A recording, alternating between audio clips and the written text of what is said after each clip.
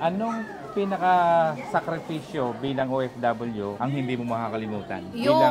Yung kailangan mo magtrabaho part-time para makabayad ng tuition, which is hindi mo ginagawa sa Pilipinas. Yung malayo ka sa pamilya mo, yung malayo ka sa comfort zone mo, yung first na hindi na-approve yung extension. Yung application. Yung first na extension. So sa tingin mo parang gusto mo nang umuwi? Gusto mo umuwi. Pero yung alam mo yung parang nandito ka na nga, bakit ka pa uwi? Yung pag-handle ng finances mo, dapat alam ko na yun before pa. Pero dito, iba yung mindset mo, di ba? Nung nasa Pilipinas, pag okay yung pamilya mo, hindi mo na iisip yung mag-save ka. Kasi akala mo yung pera papasok ka ng papasok.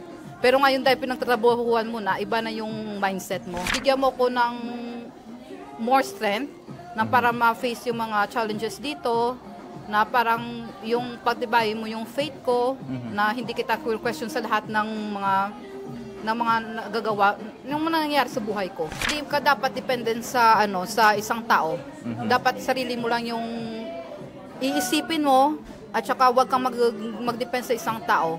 Like for me, nag-depend ako before sa former partner, sa ex-partner ko. Hindi dapat. Diba? Na hindi dapat. Dapat pala meron ka pala sa sarili mo lang. Now, kasi iba pa rin pag partner at saka yung family mo talaga.